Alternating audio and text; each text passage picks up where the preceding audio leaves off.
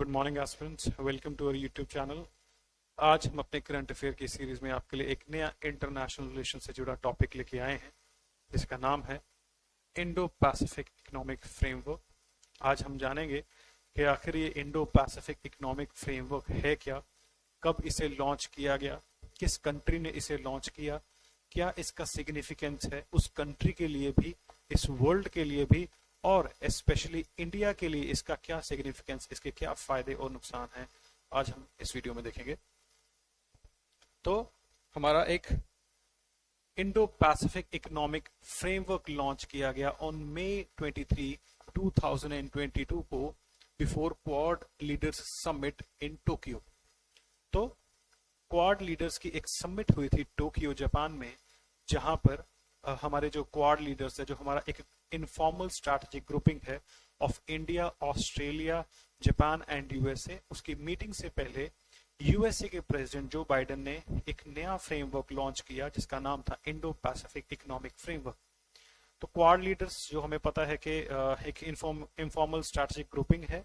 The term was coined by the then Japanese PM Shinzo Abe in 2007, लेकिन ये अच्छे तौर पर उभर के आया इन 2017, क्योंकि पहले जो ऑस्ट्रेलिया था वो चाइना के प्रेशर में बैकआउट कर गया था।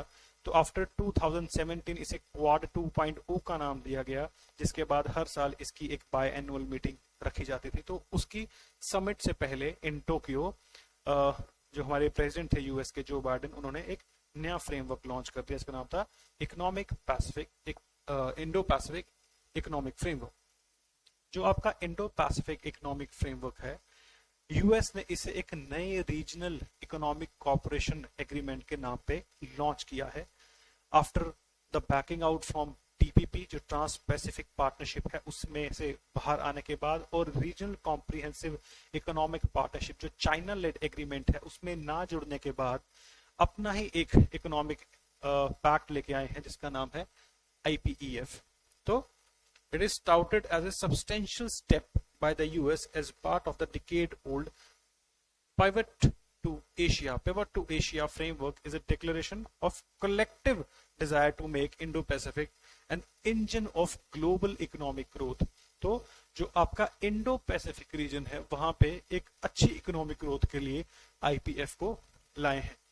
जो आपका इंडो पैसिफिक रीजन है, अगर हम बात करें तो ये है आपका पैसिफिक ओशियन, राइट, और ये है आपका इंडियन ओशन। तो ये जो आपका एरिया है, this is called Indo Pacific. एक नया जियोपॉलिटिकल स्फीयर, एक नया थिएटर बन के उभरा है इन कंट्रास्ट टू आपका जो यूरो अमेरिकन एटलांटिक ग्रुप है, जो आपका अटलांटिक मध्य सागर है, अटलांटिक ओशन है, उसके कंट्रास्ट में एक नया सेंट्रल कमांड बन के उभरा है हमारा इंडो पैसिफिक एरिया, जिसे पहले एशिया पैसिफिक भी बोलते थे।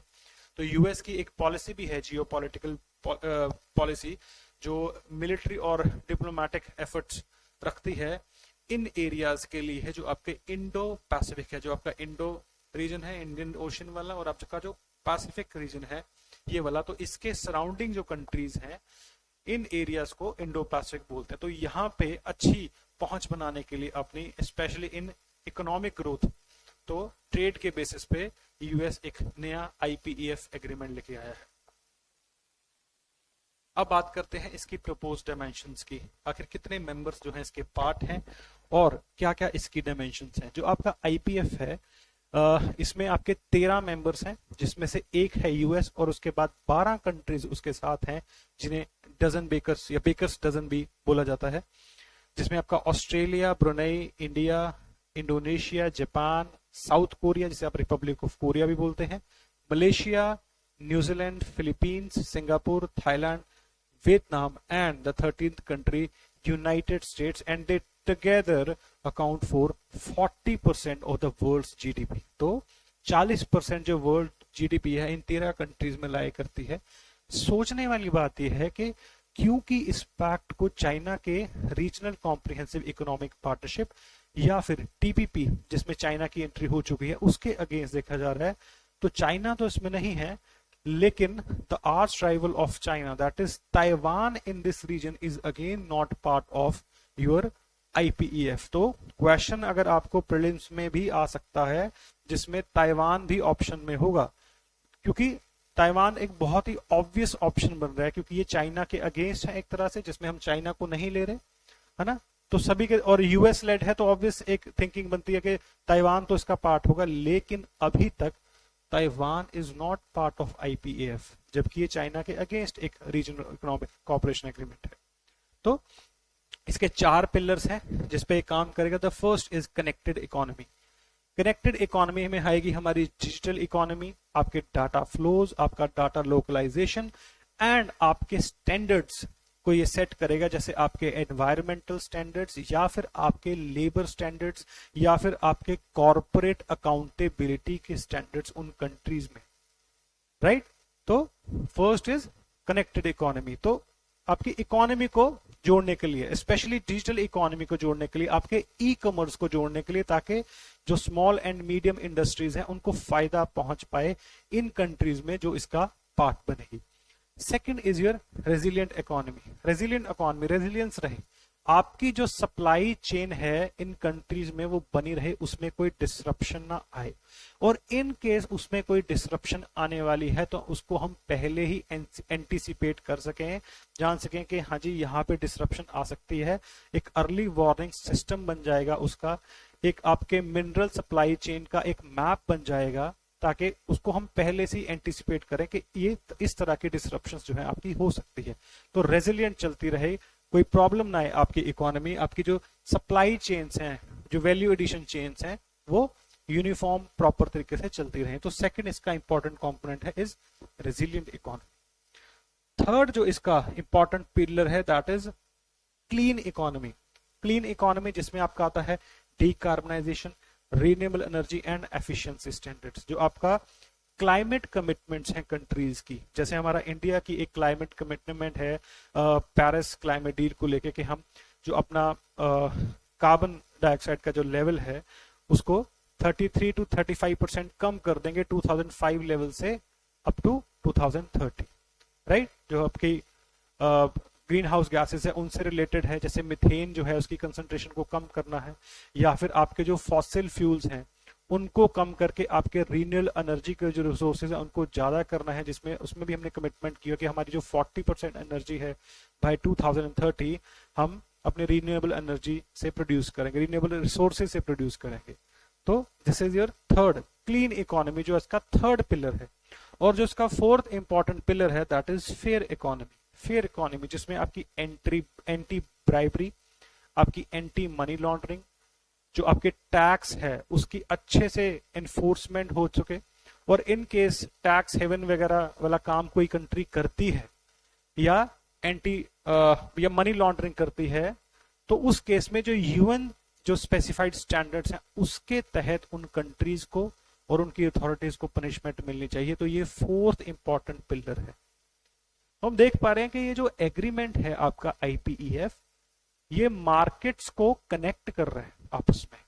ये मार्केट एक्सेस नहीं दिलवा रहा आपको, जो और रीजनल एग्रीमेंट्स में जनरली होता है कि टैरिफ फ्लो नहीं करेगा। जो आपके टैरिफ या नॉन टैरिफ बैरियर्स हैं उनको ये कम करने की बात नहीं कर रहा, ये सिर्फ आपको मिलाने की बात कर रहा है, ताकि उसके बाद के जो डिसीजंस हैं आप उस हिसाब से ले सको, राइट। और यहां तक की भी इसमें आपको ऑप्शन है कि आपको जरूरी नहीं है किसी कंट्री को पार्टिसिपेट करने के लिए सारे ही ऑप्शंस को टिक करना पड़ेगा, इन चारों ही पिलर्स पे एग्री करना पड़ेगा।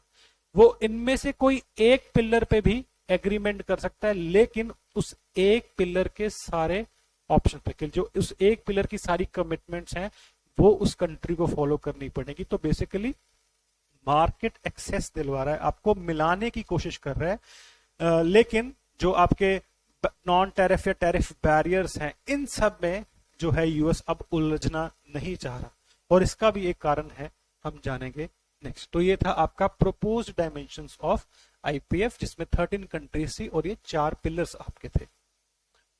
नेक्स्ट अब बात करते हैं कि क्यों आखिर यूनाइटेड स्टेट्स प्रमोट कर रहा है इस नए ब्लॉक को, कि क्यों आईपीएफ को लेके आया आपका यूएस, जो आपके जो बाइडेन ने अनाउंस किया टोक्यो में।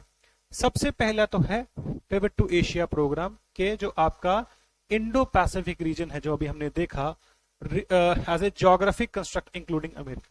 तो जो आपका एक पिवट टू एशिया, मैंने बताया कि एक मिलिट्री और डिप्लोमेटिक पॉलिसी है कि जो पैसिफिक जो आपका एरिया है, इस इंडो पैसिफिक जो आपका एरिया है, इंडियन ओशियन और पैसिफिक ओशियन के कंस्ट्रक्ट से बना हुआ जो ये एरिया है, वहां पे यूएस जो है अपनी अच्छी पहुंच बनाना चाहता है और इस एरिया को अब सेंट्रल तरीके से देख रहा है कि अब पूरे वर्ल्ड की जो सेंट्रलिटी है, चाहे वो ट्रेड से रिलेटेड हो, चाहे वो स्ट्रेटेजिक लोकेशन से रिलेटेड हो, अब वो आपका इंडो पैसिफिक एरिया में पहुंच गया है, क्योंकि आपके जितने भी इंपॉर्टेंट मैरीटाइम रूट्स हैं अगेन इंडियन और पैसिफिक ओशन से होके गुजरते हैं।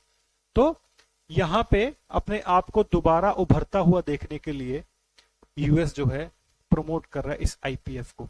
Secondly, to keep its foot in the order of trade in the Asia after CPTPP backout by Trump administration.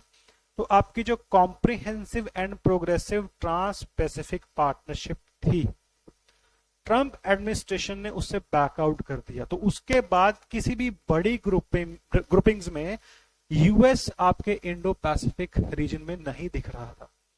तो ट्रांस पैसिफिक पार्टनरशिप से बैकआउट कर लिया।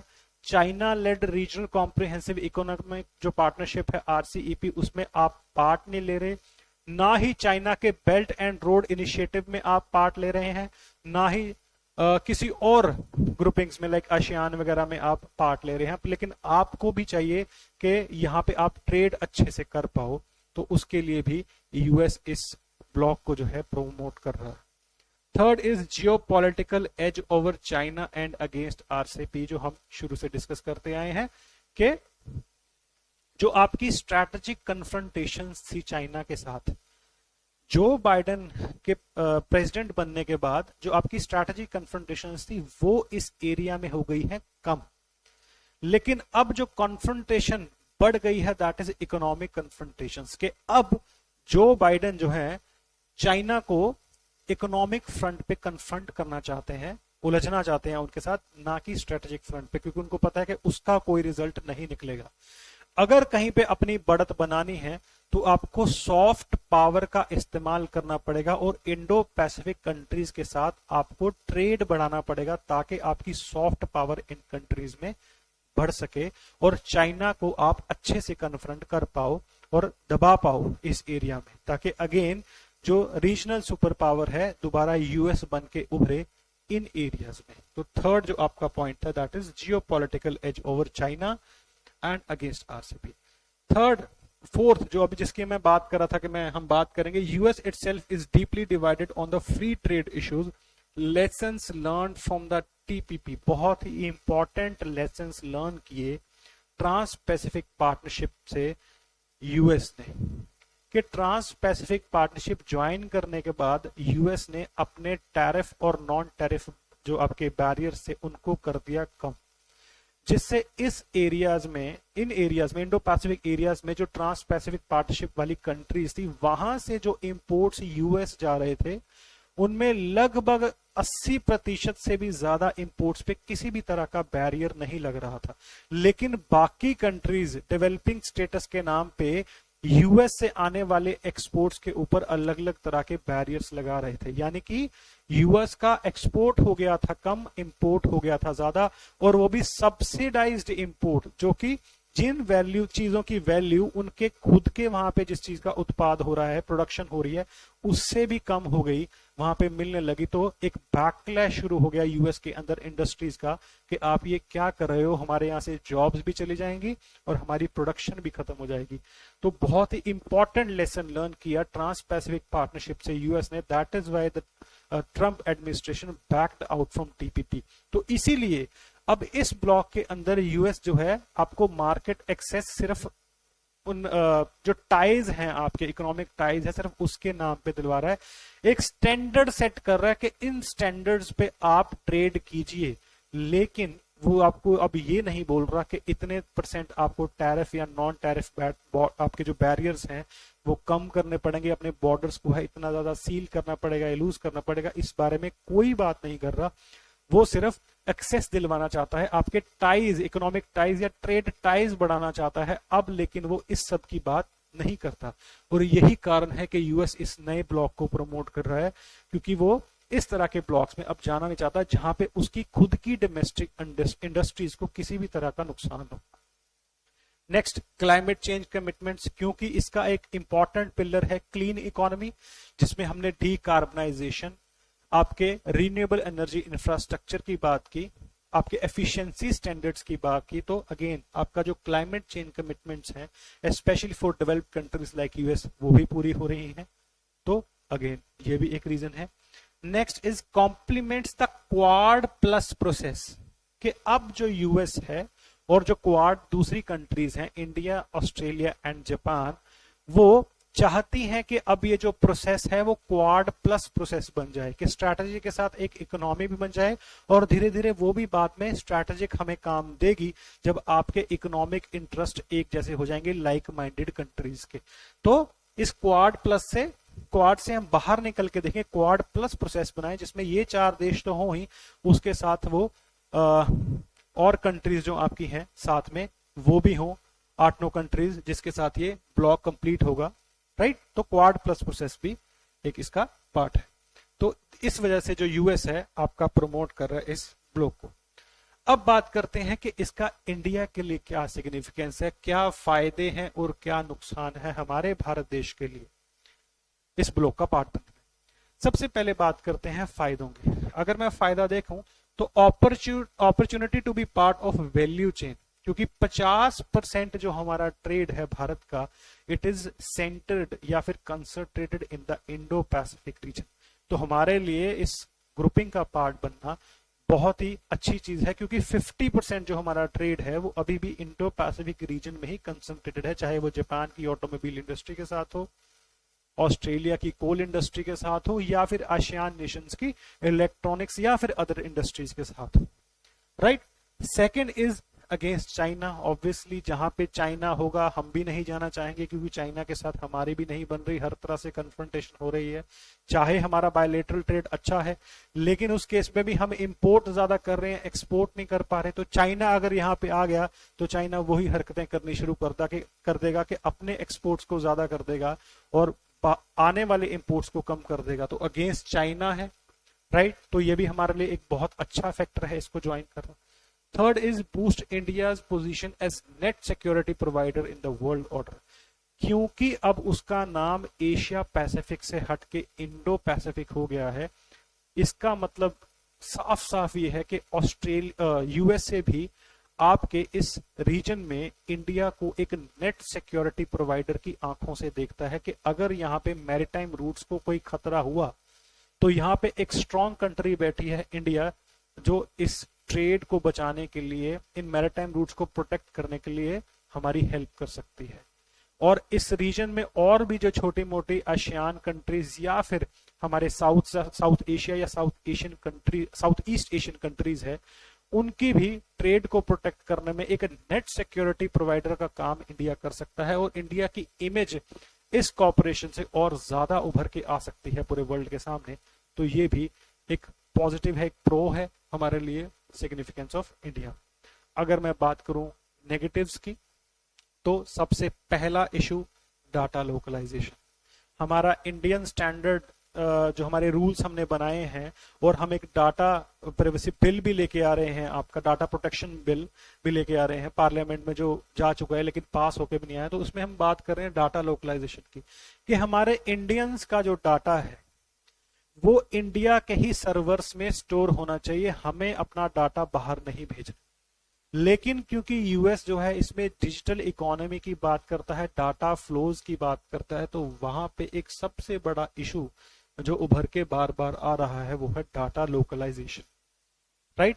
Second is environment and labour standards. अब क्योंकि ये जो इकोनॉमी हमारी हमने बात की थी कि हमारे जो 4 पिलर्स थे, उसमें जो कनेक्टेड इकोनॉमी वाला जो पिलर था, उसमें हम कनेक्टेड इकोनॉमी की बात करते हैं, जिसमें हम स्टैंडर्ड सेट करेंगे, चाहे वो एनवायरमेंट के हों, लेबर के हों, या फिर कॉर्पोरेट अकाउंटेबिलिटी के हों। तो ये स्टैंडर्ड्स अगर हम इंडिया में मेंटेन करने शुरू कर देंगे, इतने ज्यादा हाई स्टैंडर्ड्स कर देंगे, तो जो हमारे इन्वेस्टर्स जो इंडिया को एक अच्छा इन्वेस्टिंग डेस्टिनेशन देखते हैं, वो अपनी आंखें घुमा के वियतनाम, लाओस जैसी साउथ ईस्ट एशियन कंट्रीज की तरफ देखेंगे जहां लेबर स्टैंडर्ड्स कम है। तो हमारे यहाँ से प्रोडक्शन शिफ्ट हो सकती है इन कंट्रीज में। अगेन हमारा ये एक नुकसान है अगर बहुत ज्यादा हाई स्टैंडर्ड्स कर दोगे। Third, China's discontent and LAC clashes. तो ये अगेंस्ट चाइना तो हमें पता है, लेकिन चाइना को जब जब लगता है कि भारत उसके खिलाफ जा रहा है वर्ल्ड में कहीं भी, तो वो क्या करता है, हमारा जो लाइन ऑफ एक्चुअल कंट्रोल है, एलएसी बॉर्डर है हमारा चाइना के साथ, वहां पे हमारे साथ लड़ाई करनी शुरू कर देता है, जिससे हमारे जवान जो हैं वो शहीद हो जाते हैं बिना बताए। कब ये क्लैशेस शुरू कर दे चाइना, अगेन हमारे लिए एक बहुत बड़ा इशू है, चाहे वो पैंगोंग लेक के केस में था, देपसांग प्लेन्स के केस में था, राइट, अरुणाचल प्रदेश में जो तवांग रीजन है, चाहे वहां की मैं बात करूं, तो ये क्लैशेस हैं, राइट। तो ये शुरू हो जाते हैं चाइना के इस डिसकंटेंट, क्योंकि वो देख नहीं पाता कि जो इंडिया है हमारा नेबर होने के बावजूद किसी ऐसे ब्लॉक में शामिल हो जहां हमें जगह ना मिल रही हो। तो this was your significance of India. ये था आज का आपका पूरा टॉपिक, जिसका नाम था Indo Pacific economic framework for prosperity, right. अब लास्ट में again an important announcement to make.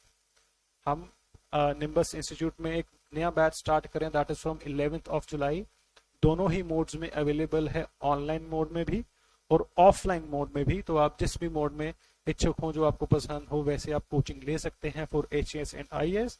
These are our contact numbers, आप कॉल करके इंक्वायरी कर सकते हैं अगर आप पूछना चाहें, और अगर आप विजिट करना चाहें तो this is the address of Chandigarh branch, right. तो again thank you very much, keep following this for more such updates.